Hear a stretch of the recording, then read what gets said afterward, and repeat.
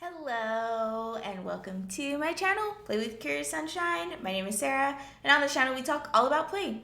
It's me doing playful musings, playful ramblings, playful philosophizing on what it means, what play means, what it means to be playful, and how we use play to help amplify our life or maintain groundedness in the not so fun parts of life. I, as a play alchemist, really thrive on adding magic to the mundane and really showing us that there is more to life than living the status quo, and that curiosity and innovation can be nourished and celebrated through the act of play. So, like, share, and subscribe to the channel. Share this video with someone who you think would have inspiration for what we talk about. So, this will be the final piece of the Playing While Black series that I'm doing to really celebrate Black History Month, the 100th Black History Month. Yay! Okay, so quick recap. First video, we talked about why I care so much about Black play. The second video, I talked about how play can really help us change and shift our DNA, really healing ancestral trauma through play, and how it's important that when we play not only for ourselves, but for our ancestors and for our future generations. And then the third video, I talked about the dark side and what kind of happens and what it looks like when we are playful in spaces where it goes against the stereotype of Black people. So yeah, so this video we are gonna kind of just we're just gonna kind of wrap it up. I'm looking at my notes and there's not anything on here that I haven't covered already, so hopefully this is short and sweet, but I feel like I would just find something else to talk about that would keep us here longer than we need. So yeah, play will always be important to me. Being Black will always be important to me because I'm Black and I'm proud of it. I will always forever choose to be born as a Black person, as a Black woman specifically. I love it here. Even if some people don't love me because of it, I don't care. I love it. So boo-boo on you. And I think that maybe that's the direction we'll take it. I'll just talk about just being unapologetically whimsical. Yes. Blackness in the scope of whimsy. And there's been actually, and I don't know if this is my algorithm because that could very well be it, but I feel like whimsy, like that word specifically, is like a hot word that I see on social media often. And I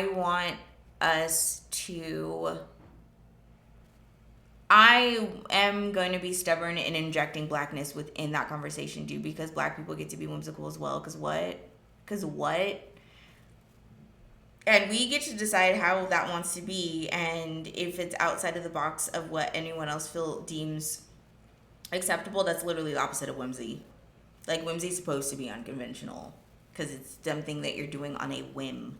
You're following an impulse. You're choosing to do things that are outside of the norm. So for people to get upset about that, being Black, just full stop, is whimsical in itself. Because we're outside the norm, because the norm isn't including us. So we are whimsical. You don't even gotta do nothing. You don't even have to bring in these new fun quirky elements of your life. You just being Black and being melanated is is fantastical and whimsical in itself, because the norm and the narrative and the status quo doesn't include our existence. And we are anomalies in that.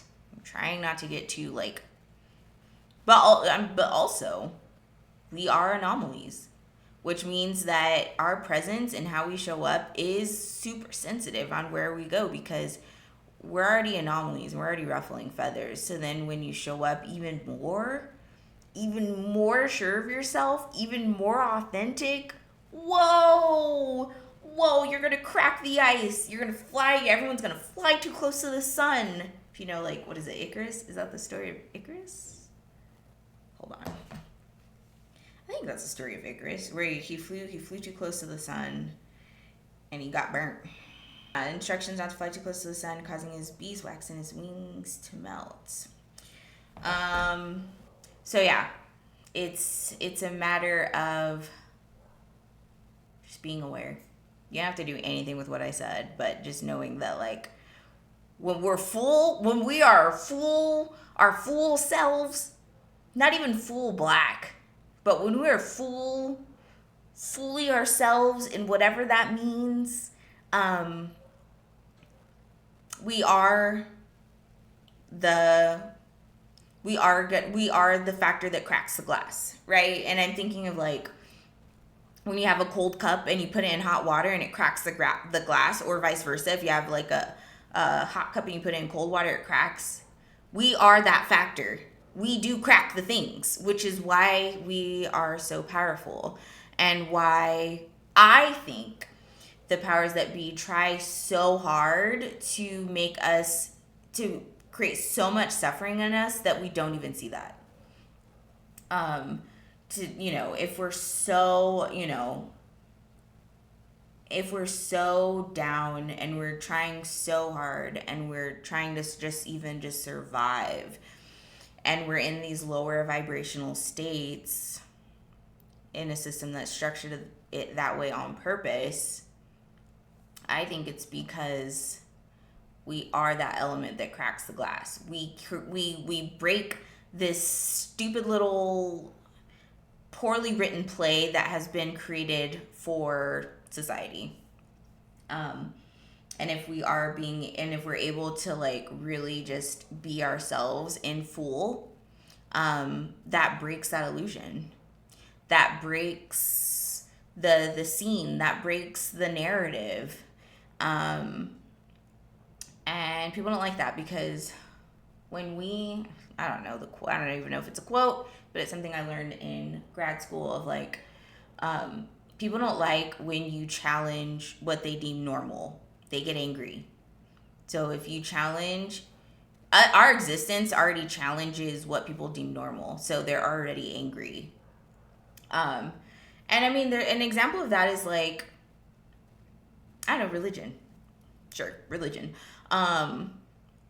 When you're talking to someone who's, like, in their religion, hardcore, and you bring in an idea or a concept that goes against what feels normal and safe for them in how they practice their religion, anger. Instant. At that point, they're not listening to anything else you're saying. They're angry. They're upset, instead of being open and willing to listen to new thought.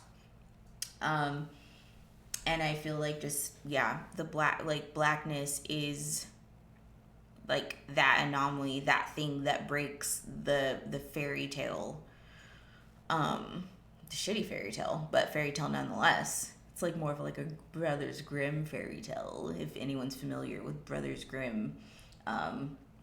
First of all, Brothers Grimm, they got most of their stories from women in salons. So I just want to make that. Once I found that out, I was like, that's so, of course.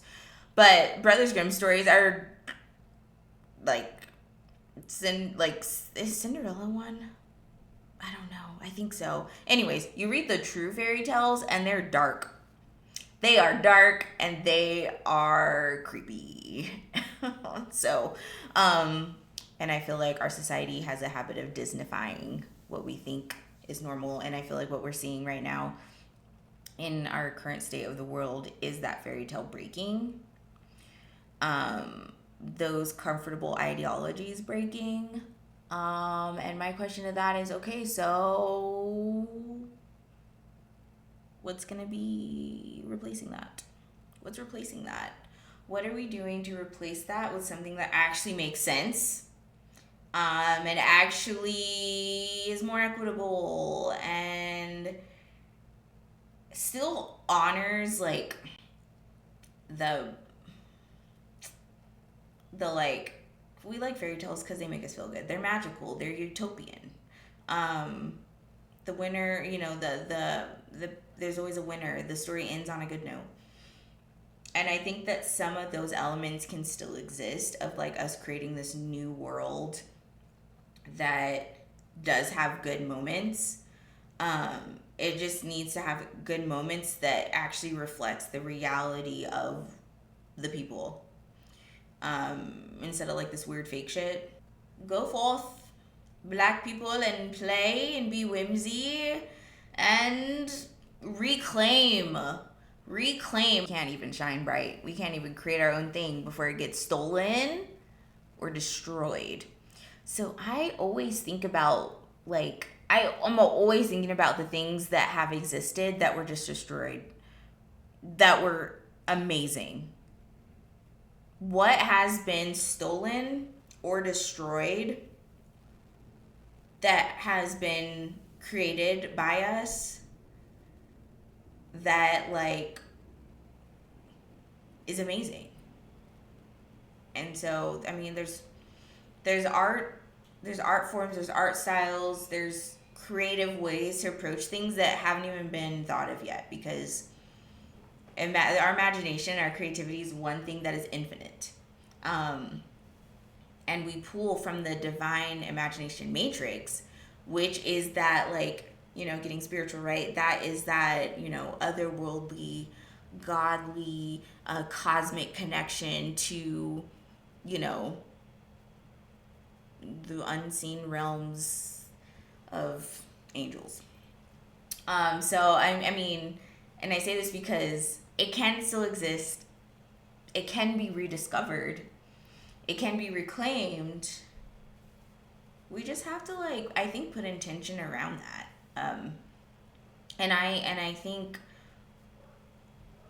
that's why I've been called to be a play alchemist, because I feel like play, just in theory, is one of those lost things, ancient lost things, and my vibrations matching that within the divine imagination complex, yoinks, and I'm able to utilize that to share. And out that whole thought process in itself is a whole other video that will be shared on non-Black History Month. But just the idea that ideas aren't ours, but exist.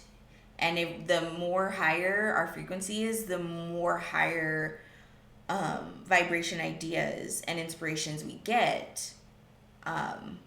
Rather, it's something that has been communicated to us from, lineage, generational lineage, or to raise the vibration of the planet.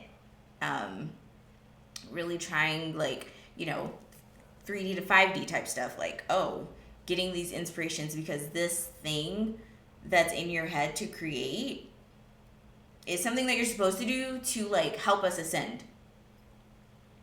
And I personally think that me coming across play and making it one of, my big things and, really making that how I exist is part of my duty in raising vibration. So it's more than just work. I'm not just doing this for views or for money. I'm doing this because it's my soul mission. Full stop. So it's more than me just doing it and clocking in and out. This is something that I have to become. How do I become and embody and really infuse the spirit of play within my being. Cameras off, still playful. Cameras on, still playful. With tons of people in front of, on the stage, in front of it, doing all that, playful, but also off the stage by myself, still playful. How I talk, how I dress, how I inspire others, right? This is like me, and this is me also looking at, like, the quantum field and how injecting playfulness within my DNA is changing who I am, what I tap into, what I share, and the downloads I get within that. So yeah. Weird stuff, but also that's why I created this channel. Because it's more like Curious Sunshine. Yes, it's a business. Yes, I gotta pay taxes on it and stuff. But it dances between the 3D matrix and the 5D for sure. Of like just what does it mean to have a business that's more than a business, but is you. Curious Sunshine is me. Like, that is me. It's me, but in business form. So yeah. And also, this is why, just to reel it back in. So this is why it's important for me to be playful. And it's so important for me because, again, in these spaces, which I think I talked about in the first video, where it's like, you're in these play spaces, most academic, and I'm one of 2, 3, if any, of Black people in these play spaces, in these play academic, business, corporate spaces. And so that was one of the reasons, well, it was the reason why I decided to help start the Afro Play Collective, which is up there, again, being that beacon. I said, I know I'm not the only one. There are 7 billion people on this planet. I know I'm not the only one. And if you're thinking you're the only one, there's 7 billion people on this earth. You're not. There's other people like you that are just, you guys are just waiting, like a little antennas in the ethers. And so I started, I wanted to help start Afro Play because I know that there are more of us out there, and there are. And because us being Black in spaces that are not deemed stereotypically normal for us can be dangerous, it is more important for us to create some sense of community, camaraderie, connection within each other, because one, we can come together and just share dialogue. We can play in a way that feels authentic to us and not that shucking and jiving shit, and really just feel what it feels like to honor our space in the play realm in a way that's authentic. We can at least let down the mask of our Blackness, and we can just show up as people, as players. So yeah, Afroplay, a lot of cool people in there. Met a lot of cool people, had a lot of great opportunities with the folks that participate in what we do. We are gonna do some really cool stuff in the future, so keep an eye out for that. Yeah, I guess that's all. Thank you for watching. Happy Black History Month. I'll see you in Juneteenth. See you in June. No, I'm just kidding. We be posting videos in March and April and May too. But happy Black History Month for those that resonate with that. Happy regular month for everyone else. Thank you for watching, and thank you for playing.